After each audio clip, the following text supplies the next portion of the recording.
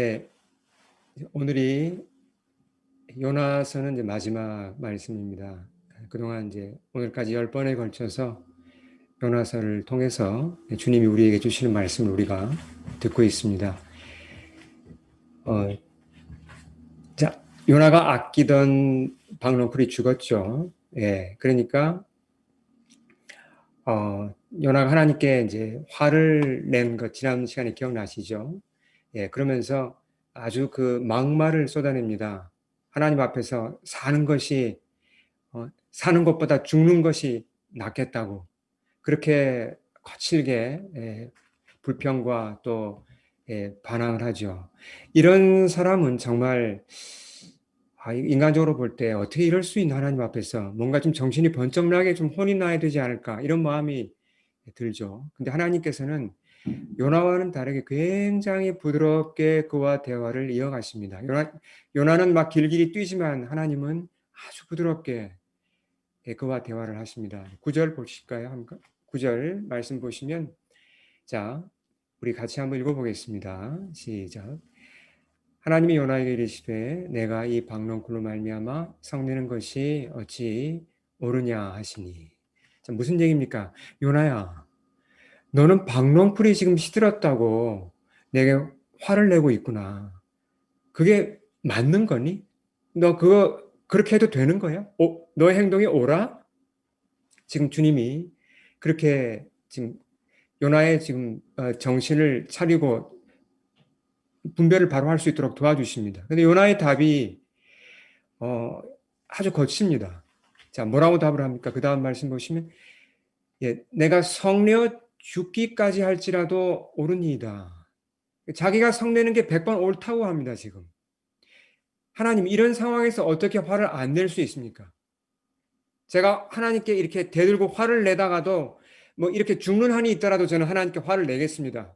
이건 뭔가 잘못됐다고 막 그러면서 주님께 대드는 거죠. 물론 이것이 요나가 지금 박넝쿨이 말라 죽은 것 때문에만 이렇게 불만을 터뜨리는 건 아니죠. 그동안 뭐 쌓인 게 지금 터진 것입니다. 근데 주님께서 계속 여전히 부드럽게 그에게 이렇게 말씀하십니다. 자, 이 말씀은 요나서 전체에서도 아주 중요한 말씀이니까 우리 같이 한번 10절과 11절 우리 같이 한번 읽어보겠습니다. 예, 내가 수고도 아니하였고 재배도 아니하였고 하룻밤에 났다가 하룻밤에 말라버린 이 박농쿨을 아꼈거든. 하물며 이 큰 성읍 니느웨에는 좌우를 분별하지 못하는 자가 12만여 명이요 가축도 많이 있나니 내가 어찌 아끼지 아니하겠느냐. 자, 요나는 지금 뭘 아꼈습니까? 그 포란포기인 박농쿨 자기한테 그늘 만들어준다고 그걸 그렇게 아꼈습니다. 그게 시드니까 그냥 마음이 팍 상했습니다. 그러면서 이 니느웨 사람들에 대해서는 전혀 그런 아끼는 마음이 없어요. 예, 뭐 죽던 뭐 살던 신경을 쓰지 않습니다. 하지만 하나님 뭐라고 그러십니까? 니느웨인들을 향한 하나님의 마음이 뭐라고 그러십니까? 내가 그들을 아낀다라고 하십니다. 자, 어떤 사람을 아낀다라는 표현은요, 영어 단어로 두 가지, 이제 영어로 표현하면 두 가지 단어가 있는데, 하나는 PT란 단어, 이제, 이제 연민이란 말이죠, PT. 그리고 compassion, 긍휼이라는 단어입니다. 그러니까 상대방을 향하여서 이 긍휼을 가지고 이 연민을 가지고 대하는 것을 아낀다라고 표현하죠. 하나님은 가축까지도 아끼신다고 그랬습니다. 그 니느웨에 있는 그들이 멸망하는 것도 하나님이 마음 아파하시죠. 하물며 그 사람들을 얼마나 더 아끼시겠습니까? 지금 요나에게 필요한 것은 하나님의 이러한 마음을 아는 거예요. 조금이라도 하나님의 마음을 그가 알아야 합니다. 자, 근데 우리가 한번 다시 짚어보죠. 니느웨 사람들이 그럼 과연 하나님의 이 긍휼을 연민을 받을 만한 자격이 있습니까? 하나님의 용서를 받을 만한 자격이 있는 사람들입니까? 없죠. 전혀 그렇지 않습니다. 예. 자격이 있어서 하나님이 그들을 용서하신 게 아니죠. 참 신비합니다. 하나님은 자격이 없는데 그들을 아끼시고 불쌍히 여기십니다. 그래서 그들을 용서하시는 거죠. 물론 그들이 회개하긴 했지만 근본적으로 그들을 살리신 것은 하나님이 불쌍히 여겼기 때문에 그들이 멸망을 피한 것이죠. 자, 그러면 니느웨인들에 비해서 요나는 자격이 있습니까? 하나님의 용서를 받을 자격이 요나는 있습니까? 스스로는 자기가 하나님의 백성이라고 강조하죠. 자기가 선지자고 자기가 선택받은 백성이라고 자기는 굉장히 자부심이 강합니다. 하지만 우리가 이 요나서 전체에서 봤듯이 객관적으로 비교할 때 요나가 더 낫습니까? 아니면 이방인들이 더 낫습니까? 이방인들보다 요나가 더 못합니다. 하나님 앞에서 하는 행동과 말을 보면요. 자, 그는 하나님을 믿는다고 하는데도 무정하고 무자비하고, 그렇죠. 아주 이기적이고 뭐 하나님께도 대듭니다. 근데도 하나님이 요나도 아끼세요. 요나를 아끼시니까 지금 이렇게 요나와 계속 대화하시고 그를 돕고자 하시는 거죠.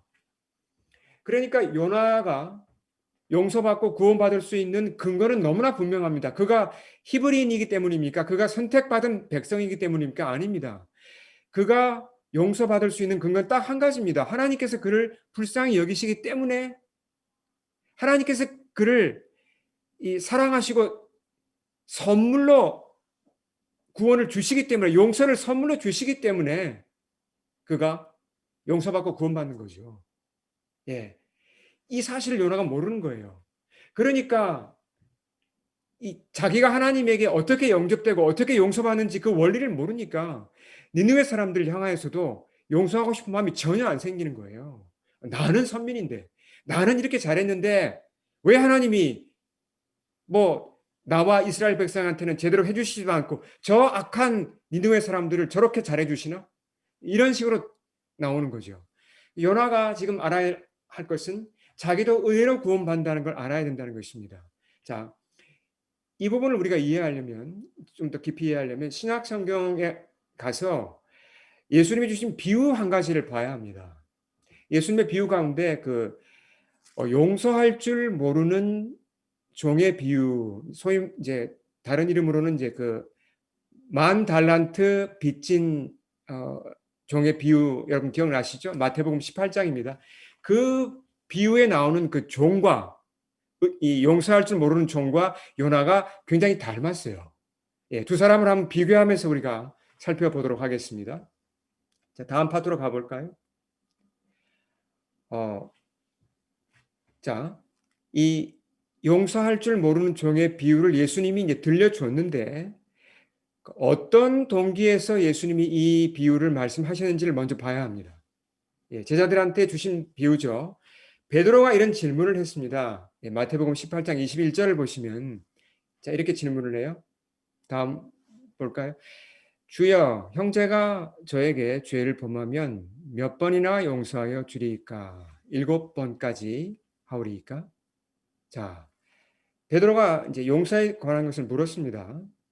자, 아무리 뭐 교회 안에서 형제 자매나 뭐 이웃 사이라고 해도 어떤 사람이 나한테 잘못을 범하면 그 사람을 용서한다는 게 그렇게 쉬운 건 아닙니다. 예, 어렵죠. 자, 한번 이제 예를 들어 보겠습니다. 내 이웃이 뭐 내 동료든 내 이웃이 뭐 내 가족 중에 하나라도 괜찮습니다. 나에게 잘못을 범했고 내가 피해를 당했습니다. 자, 내가 크리스찬이니까 그래도 용서를 해야겠죠. 이렇게 기도하고 이렇게 예를 써서 그 사람을 용서했습니다. 그 사람이 저를 또 그런 죄를 범했어요. 저한테 피해를 줬어요. 이것도 용서해야 되나? 근데 용서도 해야죠. 용서를 했습니다. 자, 이렇게 7번을 계속했다고 한번 가정을 해보죠. 물론 7번도 이게 쉬운 게 아니죠. 한 사람한테 똑같이 내가 7번 피해를 보고 7번 그 사람을 용서했다면 어떤 마음이 들겠습니까?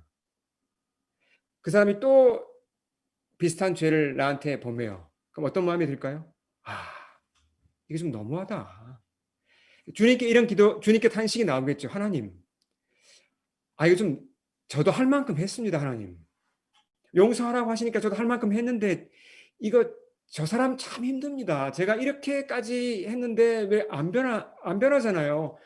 전 더 이상 못하겠습니다. 저 정말 더 이상 못하겠으니까 제가 관계를 좀 이렇게 끊더라도 하나님 너무 좀 이렇게 저를 좀 이렇게 꾸중하지 말아주세요. 저도 더 이상은 못하겠습니다. 이런 탄식이 안 나오겠습니까? 나오죠. 예. 베드로도 비슷한 상황이었던 것 같아요. 아무리 그가 주의 제자지만 용서하기는 어려운 겁니다. 그래서 베드로의 이 질문 속에 이제 좀 감추어져 있는, 그러니까 그의 속마음을 좀 드러내보면 이렇습니다. 주님, 형제를 용서해야 한다는 것 잘 압니다. 근데 제가 피해를 보면서도 그 사람을 이렇게 무한정으로 용서할 수는 없지 않겠습니까, 주님? 한 7번 정도까지 용서하면 충분하지 않을까요? 7번 용서했는데 그 후에 또 죄를 범하면, 그래서 제가 피해를 입는다면 그때 가서는 그 사람하고 관계를 좀 끊어도 그 사람 안 보고 살아도 괜찮지 않겠습니까, 주님? 이런 의도를 가지고 물은 겁니다. 이분 이해하시죠, 여러분? 예. 예수님 답으로 볼까요? 뭐라고 그러셨는지? 이 유명한 말씀이죠. 같이 한번 크게 우리 읽어보겠습니다. 어, 자, 같이 마태복음 18장 22절 같이 읽겠습니다. 시작. 내게 이르노니 7번뿐만 아니라 7번을 70번까지라도 할지니라. 네. 주님은 7번에서 멈출 게 아니라 7번씩 70번이면 이게 그 뭐 숫자로 따지면 이제 490번인데요. 무슨 얘기입니까? 계속 용서를 하라는 얘기인데요, 지금. 근데 이게 참 좀 너무하신 것 같다는 생각이 좀 안 듭니까? 어떤 사람이 나한테 계속 잘못을 저지르는 경우, 그런 경우도 있잖아요, 여러분. 처음 몇 번은 용서하려고 이제 애를 쓰고 용서합니다. 근데 이 용서해도 또 똑같은 죄를 범하고 비슷한 죄를 범하고, 이거 선을 넘었다. 저 사람 진짜 선을 넘었다라고 생각되면 우리가 어떤 반응을 보입니까? 더 이상은 못한다. 이제 못 참아. 그리고 그냥 관계를 이렇게 슬며시 이제 그냥 이렇게 거리를 띄우고 관계를 정리하고자 합니다. 그게 보통 사람들의 마음이죠. 어, 제가 그 전에 예, 대학 연구실에서 일을 할 때 어떤 연구실에서 그곳에 그 아주 비싼 가격에 전자현미경이 한 대 있었습니다. 예.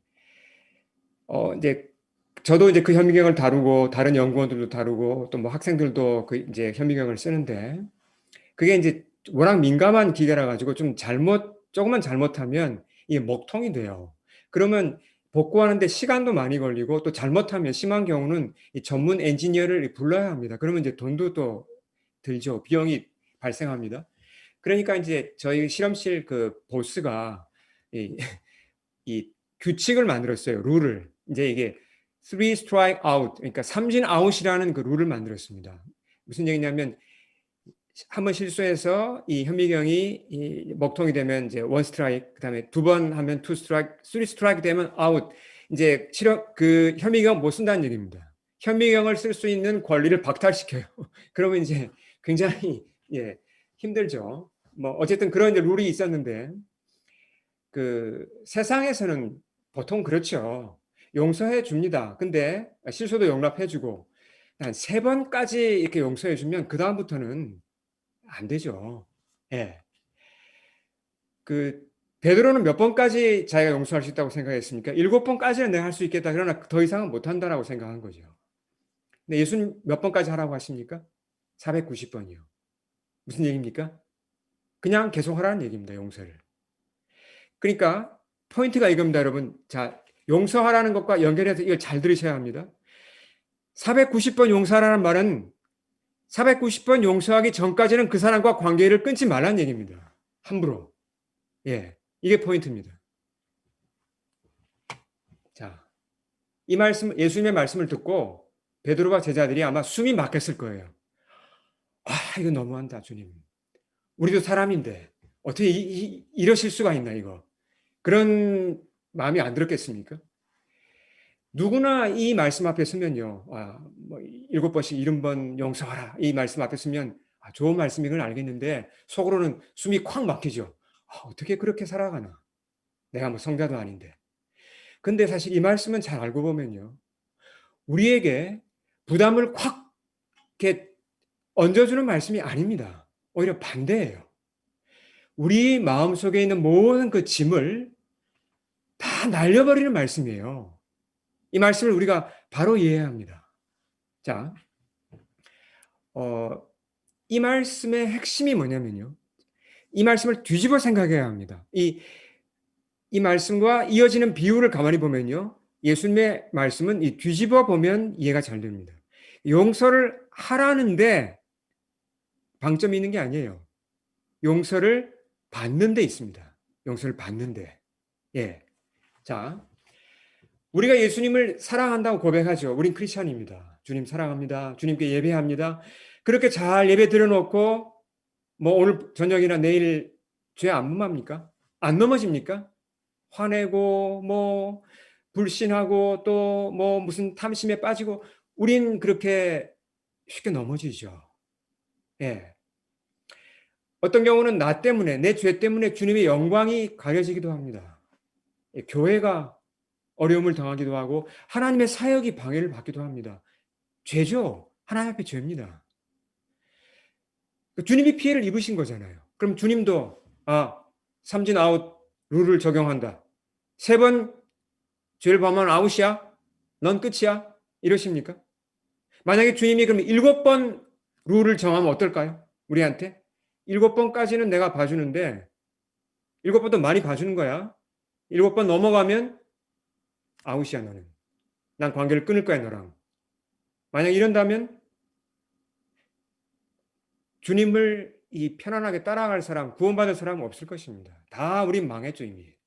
예, 다 우리는 아웃입니다.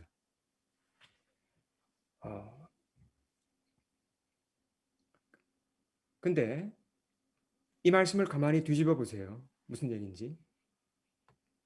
내가 이르노니 7번뿐만 아니라 7번을 7번까지라도 용서하라 그랬죠? 주님이 이렇게 말씀하시면 주님도 어떻게 하신다는 얘기입니까? 우리를 그렇게 용서하겠다는 말씀이죠. 예. 너희가 490번을 죄를 범하고 다시 와서 나한테 회개할지라도 난 너희를 용서할 것이다. 난 그렇게 관계를 끊지 않을 거다. 주님 그 얘기를 지금 하고 있는 겁니다. 얼마나 놀라운 약속입니까? 그러니까 우리가 중요한 것은 예수님의 용서가 도대체 뭔지를 알아야 된다는 것입니다. 예수님이 주시는 은혜가 뭔지를 내가 먼저 알아야 된다는 것입니다. 내가 이렇게 큰 은혜를 받았구나. 이렇게 놀라운 용서를, 한없이 큰 용서를 내가 받고 있구나. 이걸 깨달아야, 이걸 실제로 용서를 받아야 다른 사람에 대한 용서가 이게 흘러나간다는 겁니다. 되기 시작하는 거예요. 예, 순서가 굉장히 중요합니다. 여러분 아미시라고 들어보셨죠? 다음 화면 볼까요? 그 아미시는 이제 유럽에서 스위스에서 시작된 이제 재침례파라고 뭐 이제 좀 그런 복잡한 단어를 제외하고 간단히 말하면 이제 개신교 교파의 일종이고 또 크리스찬 커뮤니티의 일종입니다. 지금 미국의 그 펜실바니아나 뭐 오하이오 그리고 캐나다에는 온타리오주에 이분들이 그 마을을 이루며 살고 있습니다. 아마 가보신 분도 계실 거예요. 참 재미있는 것이 이분들이 그 현대 문명을 이렇게 싫어합니다. 거부하고 자동차를 안 타고 이렇게 마차를 타고 다니고 웬만한 건 다 그 마을에서 농사를 지으면서 다 자급자족을 합니다. 예. 그리고 신앙이 아주 좋은 분들이에요. 2006년에 미국 펜실베니아 주에 있는 그 작은 아미시 공동체에서 이 평화로운 마을에서 총격 사건이 일어났습니다. 범인은 물론 외부 사람이었습니다. 외부 아미시 사람이 아닌데 그 우유를 수거하는 트럭을 이렇게 운전하는 사람이었는데 여러 아미시 마을들을 돌면서 우유를 이제 수거하는 이제 일을 하던 사람이었는데 그 사람이 갑자기 이제 무장을 하고 들어와서 초등학교로 들어가서 그 여자 아이들을 쏘아 죽였어요. 예, 8명이 총에 맞았고 그중에 5명이 죽었습니다. 그리고 범인은 이어서 자살을 해버렸죠. 정말 너무나 짧은 순간에 이 끔찍한 일이 일어난 것입니다. 아침 시간에. 그 작은 마을이 뭐 완전히 그냥 뭐 이 너무나 비통함에 빠진 거죠. 독실한 크리스찬들이었습니다. 근데 그 범인을 도저히 용서할 수가 없었어요. 이 사람들이 겪은 이 아픔을 어, 이들의 아픔과 이 이야기를 이제 그 영화로 책이 나오고 영화로 만들어졌어요. 화면에 보시면 안 보신 분들 한번 찾아서 보시면 참 좋은 영화입니다. 그 아미시 그레이스라는 이 영화로 이제 거의 실화에 가깝게 영화를 만들었습니다. 근데 그 영화를 보면요, 이 마을 사람들이 그 자기 애들이 죽었잖아요. 그러니까 이 분노를 다스리고 그 범인을 용서하기 위해서 길고 고통스러운 그 과정을 이게 정말 그 노를 저어 갑니다. 그 과정을 통과하는 그 스토리를 얘기해 주고 있어요. 이 영화의 주제가 이제 보통 그렇잖아요. 뭐 크리스찬 영화고 뭐 제목도 아미시 그레이스니까 뭐 원수도 사랑해라 뭐 이런 내용이 아닐까. 근데 그게 아니에요. 영화의 주제는 그렇게 단순하지 않고 뭘 얘기하냐면요. 크리스찬이라도 독실한 크리스찬이라도 이런 어려운 일을 당하면 용서가 얼마만큼 어려운가. 용서는 거의 불가능하다는 얘기를 하고 있습니다. 인간의 힘으로는 용서가 진짜 힘들어서 못한다는 얘기를 하고 있습니다. 다만 하나님이 이끌어 주셔야, 하나님이 그렇게 내 마음을 이렇게 추스리도록 도와주시고 이렇게 나를 기운을 북돋아 주셔야 겨우 할 수 있다는 얘기를 하는 거예요. 예. 다음 주제로 가겠습니다. 자, 이제 본격적으로 그 예수님이 주신 비유로 들어가 보죠. 주님 하신 말씀 다시 기억해 볼까요? 몇 번까지 용서하라 그랬죠? 7번까지 70번이라도 용서하라 그랬습니다. 근데 베드로가 이제 이 충격을 받았겠죠, 분명히. 예, 베드로와 제자들이. 주님이 이제 보충 설명이 필요하다는 걸 아시고 주신 비유가 바로 이 비유입니다. 예. 자, 첫 말씀, 마태복음 18장 23절을 우리 같이 한번 읽겠습니다. 예, 시작. 그러므로 천국은 그 종들과 결산하려 하던 어떤 임금과 같으니. 예, 인생에서 결산의 때는 다가오죠. 예, 결산할 때가 되어서 왕이 그의 종들을 불러 모읍니다. 근데 그 중에 한 사람이 왕에게 얼마만큼 큰 빚을 졌습니까? 네, 1만 달란트의 빚을 졌다고 그랬어요. 제가 이제 이해하시기 편하게 한번 이렇게 환산해 놓았습니다. 다음 화면을 보시면, 자, 1달란트가 이 화폐의 단위인데요. 1달란트는 6천 데나리온입니다. 그러니까 1데나리온이 하루 품삯이잖아요. 그러니까 한 달란트는 6천일 동안 일해서 받는 품삯이죠. 그러니까 한 사람이 따지면 거의 20년을 일을 해야 모을 수 있는 돈이 1달란트입니다. 1달란트. 그러면 1만 달란트는 몇 년을 일해야 모을 수 있죠? 예. 20만 년을 일해야 모을 수 있는 돈이 1만 달란트입니다. 20만 년이 이게 뭐 액수가 상상이 안 가시죠? 뭐 대충 제가 계산해 보니까 오늘날로 따지면 뭐 60억 달러, 약 한국 돈으로 한 6조 원쯤 된다고 할 수 있습니다. 엄청난 거액입니다. 자, 어떤 사정이 있었는지는 몰라도 이 종이 왕에게 이런 거액의 빚을 졌어요. 자, 왕이 뭐라 그러냐면 빚을 갚으라라고 합니다. 빚은 갚아야죠. 예. 가진 것이 없으니까 왕이 뭐라 그랬냐면 가진 것이 없으면은 너와 너의 가족, 너와 아내와 자식들을 몸을 팔아서라도 갚아라 그랬습니다. 자, 빚을 졌으면 갚는 것이 그 나라의 법입니다. 그렇죠. 갚아야죠. 그게 싫으면 갚는 게 싫었으면 안 빌리지 말았어야 되는데 뭐 어쩔 수 없죠. 지금 이 종은 빚을 갚아야 합니다. 그 종이 이렇게 사정해요. 엎드려서. 자, 26절을 보시면 제가 읽어보겠습니다.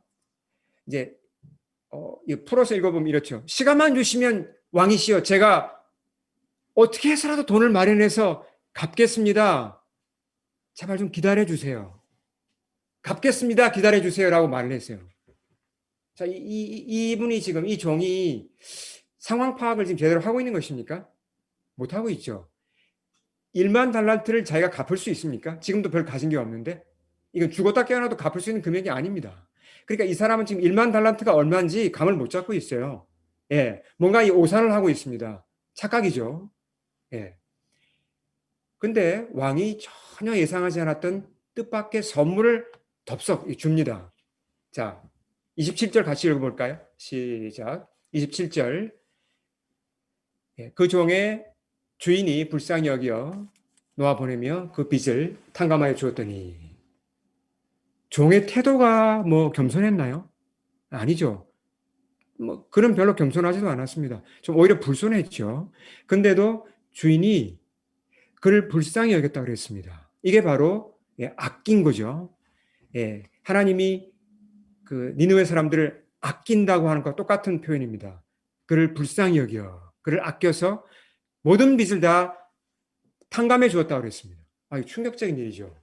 그 어마어마한 액수를 어떻게 그걸 탕감해 줍니까? 근데 여기서 우리가 하나 더 짚고 넘어가야 합니다. 아무리 왕이지만 거의 뭐 60억 달러의 빚을 그렇게 자기가 탕감할 수 있습니까? 누가 책임져요? 그 빚은? 없던 일로 하자. 그래, 너 내가 그냥 한번 기분 한번 좋게 한번 쏠게. 너 그냥 1만 달란트 없던 일로 하자. 이렇게 할 수는 없습니다. 왜요? 그 나라에 법이 있는데 법이 다 무너지죠. 예, 빚을 졌으면 갚아야 합니다. 그러니까 왕이 그 종의 빚을 탕감해 준다는 것은 무슨 얘기입니까? 누가 대신 그 빚을 떠안아야 돼요. 누가 떠안겠다는 얘기입니까? 왕이 내가 그 빚을 떠안으마. 이 말이 지금 생략되어 있는 겁니다. 예. 그걸 다 알고 왕이 1만 달란트를 탕감해 준 겁니다. 이해할 수 없이 지금 왕이 이 사람을 불쌍히 여기고 이 사람을 아끼고 있다는 걸 알 수 있죠. 자, 탕감받은 종이 사실 한번 여러분 상상해 보십시오. 한 10만 불 빚 졌다가 내가 그걸 탕감받아도 하늘을 날아갈 것 같을 텐데 뭐 죽었다가 살아난 것 같을 텐데 이 사람은 지금 1만 달란트를 빚지고 있다가 그걸 다 탕감받았잖아요. 이제 신랑의 집으로 돌아갑니다. 누굴 만납니까? 100데나리온 빚진 자를 그 종한테 100데나리온 빚진 동료를 만났죠. 자, 100데나리온이 얼마쯤 되죠? 그러니까 100일치의 품삯이면요. 한 석 달 월급쯤 되죠. 뭐 그렇게 무시할 수 있는 액수는 아니지만 이게 뭐 1만 달란트에 비하면 이건 완전히 세 발의 피입니다. 그렇죠? 근데 이 사람이 지금 어떻게 합니까? 저 친구 나한테 빚진 자네 멱살을 잡습니다. 빚 갚아. 빚 갚아. 못 갚으니까 그러면 감옥에 들어가자. 감옥에 쳐넣었어요. 예. 이 소식을 들은 왕이 분노합니다. 그리고 그 종을 잡아들여서 1만 달란트 탕감해 준 거 취소. 그리고 1만 달란트를 갚을 때까지 감옥에 들어가 있게 합니다. 이게 공정하죠. 결론적으로 주님이 이렇게 말씀하십니다. 자, 35절 우리 같이 읽겠습니다. 시작. 너희가 각각 마음으로부터 형제를 용서하지 아니하면 하늘 아버지께서도 너희에게 이와 같이 하시리라. 자, 우리 한번 곰곰이 한번 생각해 보겠습니다. 차분하게. 이 비유를 우리가 잘 알지만 그냥 다 안다고 하면 이게 중요한 걸 그냥 놓칩니다. 자, 차분하게 한번 생각해 보겠습니다. 10,000달란트 빚을 탕감받은 사람이 나가다가 누굴 만났다고요? 자기한테 빚진 자 얼마의 빚을 졌습니까? 석 달치 월급 정도 100데나리온 빚진 자를 만났는데 왜 그 사람의 빚을 없던 걸로 하자. 나 엄청난 거 지금 뭐 어마어마한 액수의 이 빚을 상환받았어. 너 그거 석 달치 월급 아무것도 아니야. 너 없던 걸로 하자. 왜 이렇게 못했을까요? 그리고 멱살을 잡고 갚아라. 왜 이랬을까요? 지금 이 사람의 문제는 동료를 용서 못하는 게 문제가 아닙니다. 이 사람 왜 용서를 못할까? 이게 문제가 아니고 뿌리는 어디에 있죠? 왕이 자기에게 베푼 용서를 그걸 모르고 있다는 겁니다. 받아들이지 못했어요, 그거를. 왕은 분명히 1만 달란트의 빚을 탕감해 주었죠. 근데 지금 이 종의 행동과 말을 보면요. 1만 달란트라는 그런 천문학적인 빚을 탕감받은 사람의 말이 아니에요. 행동이 아니에요. 기쁨도 없고 감사도 없고 없습니다. 전혀 그런 사람의 행동이 아닙니다. 오히려 더 사나워졌어요. 빨리 빚 갚아야 되는데 이런 자세예요. 뭐 어떻게 마련할 길이 없나? 100데나리온이라도 내가 이 사람한테서 받아가지고 왕한테 돌려줘야지. 이런 이상한 지금 반응을 보이고 있다는 것입니다.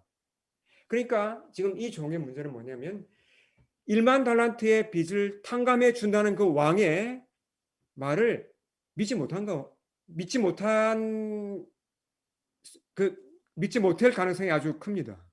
그럴 리가 아닐 거야. 예.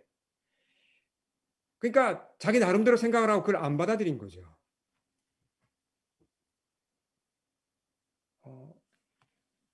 빚을 탕감받는다. 이 빚을 탕감받기 위해서는요. 이 준비해야 할 게 있어요, 내가. 지금 이 종 같은 경우도 그 1만 달란트의 빚을 아무리 탕감해 준다 그래도 본인이 뭔가 준비가 안 돼 있으면 못 받습니다. 자, 보세요. 뭘 준비해야 되죠? 왕 앞에서 이 사람이 먼저 인정해야 할 게 있어요. 그 탕감을 받으려면 뭘 인정해야 됩니까? 자기가 1만 달란트 빚을 졌다는 걸 인정해야 됩니다. 근데 그게 얼마인지를 모르고 그까짓 건 뭐 값이 이게 자기가 자기의 그 상황을 지금 아는 겁니까? 모르는 거죠. 내가 하나님 앞에 무슨 큰 죄를 지었어. 그까짓 건 뭐 내 힘으로 선행을 해서 갚으면 되지 뭐. 비슷한 그런 맥락이죠. 그러니까 이 왕 앞에서 어떤 고백이 있어야 되는가? 그렇지. 내가 1만 달란트 빚을 졌지. 내 인생을 내가 허비했지. 왕이 나한테 주신 그 귀한 것을 내가 다 말아먹었어. 다 날려버렸어. 왕이시여, 저는 당신께 큰 빚을 졌습니다. 그 소중한 걸 하사해 주셨는데 그걸 제가 다 날렸습니다. 저 어떻게 해야 됩니까? 이런 자세가 있어야 된다는 얘기입니다. 그렇죠? 안 그러면 뭐 빚 탕감해 준다고 해도 왜요? 내가 뭘 잘못했는데요? 이렇게 나오는 거죠. 또 한 가지 내려놓을 게 있어요. 자존심이에요. 잘못된 자존심. 자, 상황을 파악해 보면 지금 이 종이 어떤 상황입니까? 어떻게 그 1만 달란트 빚을 자기가 갚아요? 자기 능력으로 뭐 어림도 없죠. 그러니까 왕 앞에서 이렇게 고백해야 되죠.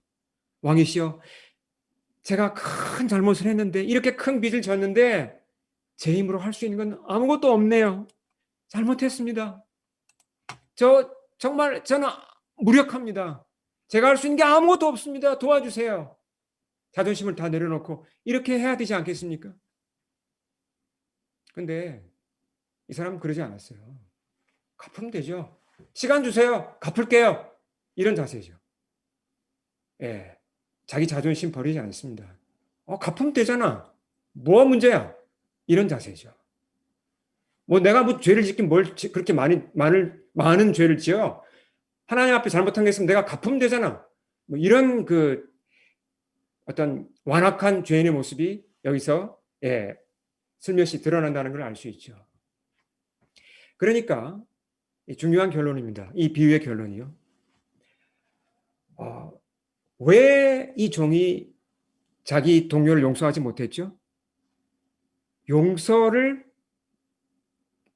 줘도 받지를 못했기 때문에 그래요. 분명히 왕은 용서를 주었고 탕감을 주었죠. 근데 그걸 이 종이 안 받은 겁니다. 뭐 믿지 못했든지 거부했든지 그걸 안 받았기 때문에 용서를 모르는 거예요. 용서받는 자의 감격이 뭔지도 모르고 그 용서받을 때 내 생명이 소생한다는 것도 모르는 겁니다. 그러니까 용서해 줄 수가 없어요. 그러니까 우리가 용서를 생각할 때는 첫째가 무엇입니까? 내가 용서를 받는 걸 먼저 생각해야 됩니다. 예수님께 용서를 내가 깊이 받아보아야 합니다. 지금까지 받아본 것보다 더 깊은 용서가 기다리고 있습니다.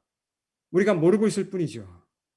내가 진 빚이 1만 달란트라는 걸 이걸 이걸 헤아리지 못하는 사람들이 많아요. 그렇게 설마 내가 하나님께 그렇게 큰 잘못을 했을까 봐. 나는 그래도 웬만큼 제대로 이렇게 법 지키고 잘 살았는데 아니요. 말씀 앞에 쓰고 성령님이 도와주시면 여러분 내가 이렇게 파렴치한 죄인이구나. 내가 이렇게 어마어마한 죄를 지었구나. 갚을 수 없는 빚이구나. 이게 깨달아집니다. 그 깊은 골짜기 바닥에 떨어진 상태에서 주의 용서의 음성을 들어야 가치를 압니다. 용서가 이런 거구나. 감격이 터져 나오죠. 죽었던 내 영혼이 살아나는 감격을 그때 우린 체험할 수 있습니다. 이런 거구나. 이게 죽었다가 사는 거구나. 이게 진짜 하나님의 은혜가 이런 거구나. 마지막 파트 보겠습니다. 자, 요나도 이 종과 동일한 문제를 가지고 있었죠. 자, 이제 우리가 금방 파악이 됩니다. 왜 요나가 니느웨 사람들을 용서하지 못했는가? 왜죠?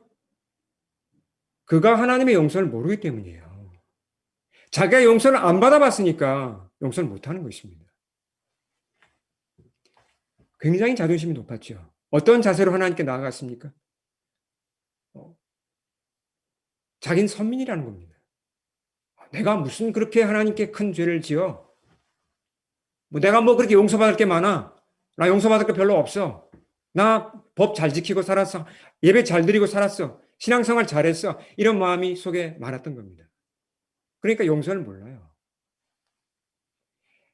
자, 그러니까 요나에게 절실히 필요했던 건 뭡니까? 나도 저 니느웨 사람들하고 아무 차이가 없는 죄인이구나.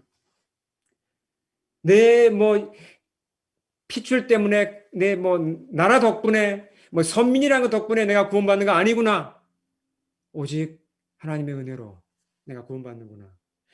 하나님이 불쌍히 여기시니까 내가 구원받는 거구나. 이걸 깨닫는 게 급소무였던 것입니다. 자, 요나서는 참 흥미롭게 끝나요. 다시 한번 우리 요절 10절과 11절 우리 같이 한번 읽고 정리하겠습니다. 같이 읽겠습니다. 시작. 내가 수고도 아니하였고 재배도 아니하였고 하룻밤에 났다가 하룻밤에 말라버린 이 박농쿨을 아꼈거늘 하물며 이 큰 성읍 니느웨에는 좌우를 분별하지 못하는 자가 12만여 명이요 가축도 많이 있나니 내가 어찌 아끼지 아니하겠느냐. 자, 그리고 끝나버립니다. 요나서가 여기서 요나의 반응이 기록되어 있지 않습니다. 자, 궁금하시죠? 그런 의도로 기록된 것입니다. 요나가 어떻게 됐을까요? 마침내 하나님의 은혜를 깨닫고 그가 깊은 용서를 받고 새 사람이 됐을까요? 아니면 끝까지 반항했을까요? 자, 학자들에 따르면 요나서의 이 성경 요나서의 저자는 바로 다름 아닌 요나입니다. 그러니 본인이니까 자기 얘기를 잘 안 거죠. 자, 근데 한번 보세요. 요나에 대해서 정말 요나가 어떤 사람으로 묘사됩니까? 거만하고 고집스럽고 분노 조절 장애가 있고 어리석기 짝이 없는 그런 인물이 요나죠. 이 책에 드러난 요나는 요나가 왜 자기의 이런 치부와 허물을 고스란히 드러냅니까? 왜요? 하나님의 은혜를 얘기하고 싶은 겁니다. 저같이 이렇게 파렴치한 완악한 배은망덕한 그런 죄인인데 망나니 같은 자였는데도 하나님이 저를 아껴주셨습니다. 마침내 제가 하나님의 그 용서를 알게 되었고 은혜를 알게 되었습니다. 그 고백을 하는 것이죠. 우리 함께 기도하겠습니다.